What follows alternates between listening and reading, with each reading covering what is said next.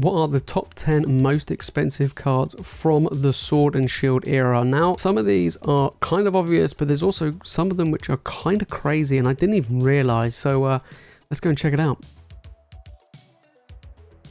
Alright, the Sword and Shield era has come to an end, and we're going to be going through the top 10 most expensive cards from it. Now, I've done videos in the past where I've gone through the most expensive art. I've gone through the most expensive cards of the past year. But let's take a look at the entire Sword and Shield era and see what is the most expensive cards. Let's get into it.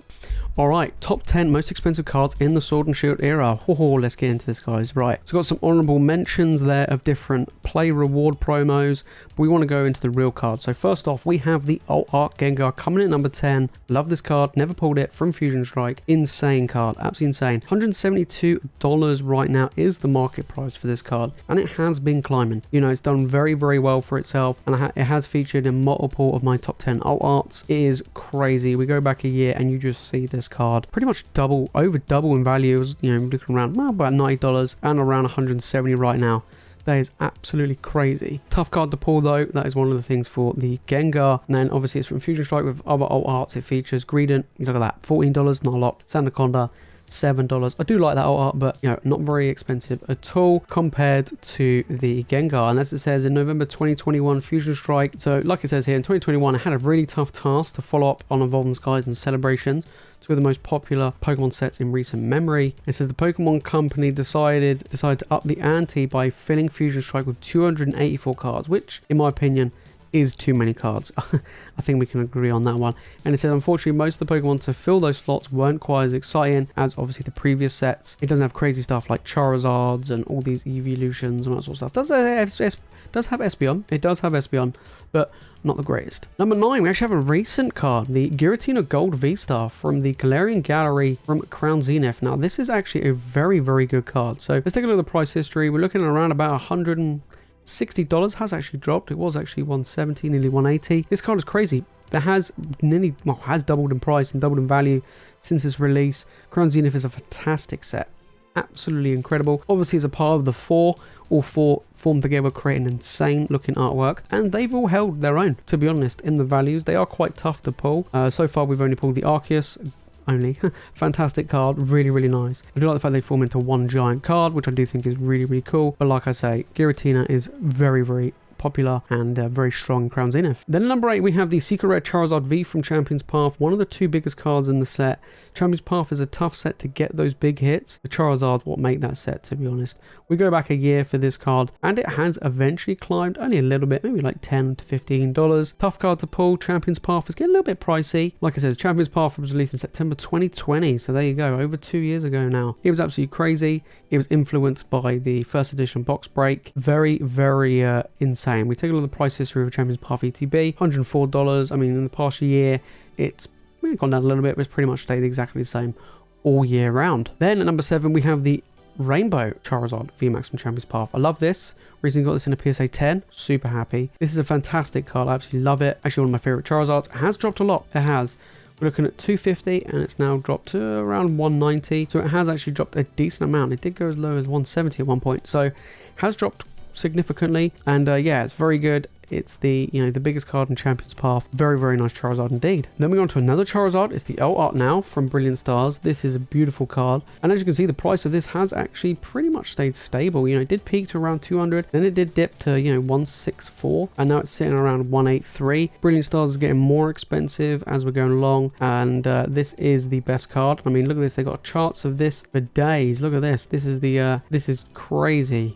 Charts for what's been going on regarding this Charizard, but I do feel like this Charizard will bounce back and be one of the strongest cards and most expensive cards in the Sword and Shield era moving forward. Next up, we have the Alt Art Lugia from Silver Tempest. Newest set. Lugia doing good. However, the price has been dropping. When it came out, it was around $300, and it's sitting at around $200 right now, so it's dropped by $100 upon release. This card is quite tough to pull. We did pull it, but it is quite a tough card to pull. Silver Tempest, get more expensive. Booster boxes are going up in price, but it is the most recent set, so there is quite a few of it around. But yeah, so like it says here, the number one lesson the Pokemon Company learned during the Sword and Shield era was that their fans like full card artwork that tells a story. For most of the Pokemon TCG history, the art on high rarity cards has been trapped in a card frame or has lacked any sense of place, or both. And it shows you some examples of those cards there. For every Pokemon card is a chance to give fans a little window into the Pokemon world. So they started taking more of those chances in the Sun and Moon series, and they pushed the envelope out in 2021 by printing 6 or more alt art Pokemon cards in every major release. In 2022, the alt arts kept coming and were either supplemented by trainer gallery subsets made entirely of full artwork cards. You can see the Machamp there, and the Misty Starmie, both of them fantastic cards. All this brings us to the alt art Lugia, the #1 chase card from the final set of 2022, which tells an entire Big Fish story on a 2.5 by 3.5 inch canvas.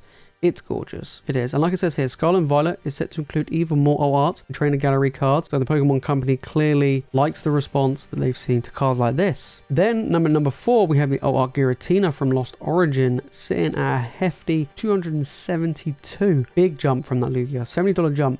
Before Silver Tempest and the alt art Lugia V, Pokemon fans were opening Lost Origin and looking for its blockbuster card, the alt art Giratina V. And you can see you can see Arceus, Palkia, and Dialga right there. Look at the prices of them. Don't even come close to Giratina. Giratina is ridiculous. I mean, all of these are roughly around $50. Giratina is like, I'm 5 times more than that. Absolutely crazy. Then number 3, we have the alt art Rayquaza. Now I thought this was number 2, but it's not. So the alt art Rayquaza has actually dropped a considerable amount. I'm not gonna lie.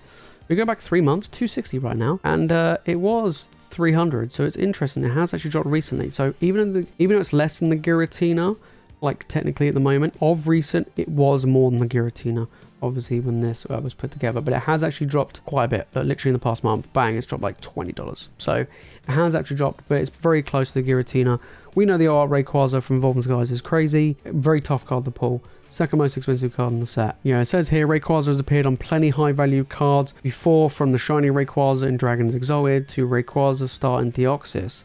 Alt art Rayquaza VMAX continues that tradition while giving Rayquaza an actual background. We can appreciate the scale of Dynamax Rayquaza. I mean, it's just absolutely crazy. The Sky High Pokemon is threading through ancient trees like they're traffic cones. The ruins beneath it look like a center for ants. So yeah, this is a beautiful card. But what is number 2? No, I thought it was number 2. It's an interesting one. Coming number 2, we have the Special Delivery Bidoof. And the value of this card right now has shot up. So we're looking at around $273 right now. Mental. We go back a year, this card has climbed all the way from 160 to 270. I don't own this. I've got the Special Delivery Charizard. I don't have the Special Delivery Bidoof, but this is a beautiful card and a cool card nonetheless.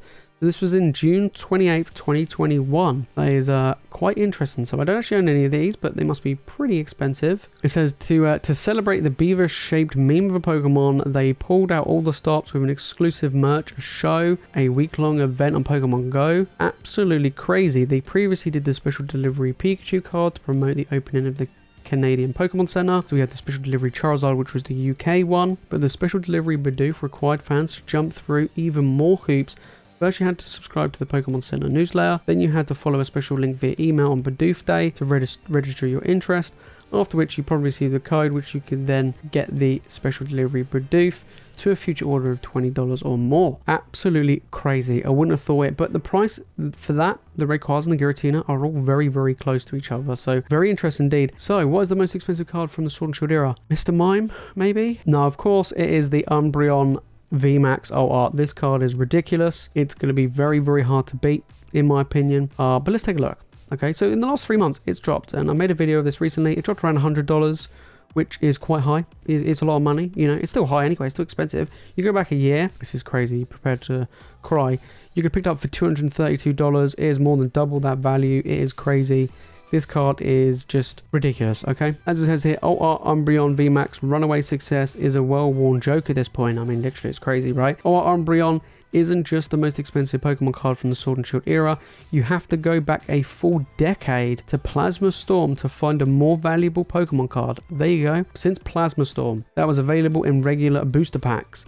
How we get to this point, for stars, Alt Art Umbreon VMAX is a gorgeous looking card featuring one of the most popular Pokemon in the series, and it was printed in a set with notoriously low pull rates. Yeah, we know, but that could easily describe Alt Art Rayquaza VMAX 2 and Alt Art Sylveon VMAX and Alt Art Espeon VMAX. Umbreon is twice their price. Crazy, right? It is tough to say, but one theory is that once a price reaches a certain threshold, it creates its own demand. To put it another way, Moonbryon is popular because it's so expensive. The thrill of owning the most valuable modern Pokemon card has its own appeal, which keeps its demand high and the supply of sellers low. So how about this, guys? Who would choose to cash out their Moonbryon now instead of holding on for another 5 or 10 more years if it can go even higher? So there you have it, guys. Crazy top 10 right there. The Bidoof, the Giratina and Rayquaza are all pretty much 270. They're pretty much the same, but Moonbryon, literally to the moon. It has gone absolutely crazy. Will it slow down? Will it plateau? Will it drop? I mean, it has dropped already. Who knows? We have to wait and see moving forward. This era has been a crazy one. How well will Scarlet and Violet do? Well, we're gonna have to wait and see on that one. Alright guys, you made this far into the video and you've enjoyed it, make sure to smash the like button and make sure you subscribe for more Pokemon content. Let me know, guys, down in the comments, do you own any of these cards? Do you own all of them? If you do, you're an absolute boss. I own the Umbreon and I own the Rainbow Charizard VMAX, but pretty much it. I think the rest of them I'm pretty sure I don't actually own, so that's actually quite interesting. I better start cracking some packs. If you want to know what the top 10 most expensive alt arts are, then make sure to click on this video right here. And if you want to watch more Pokemon content, make sure to hit that subscribe button. Anyway guys, that is it from me in this video. Thank you all so much for watching. As always, you guys are legends. I'll see you all in the next one.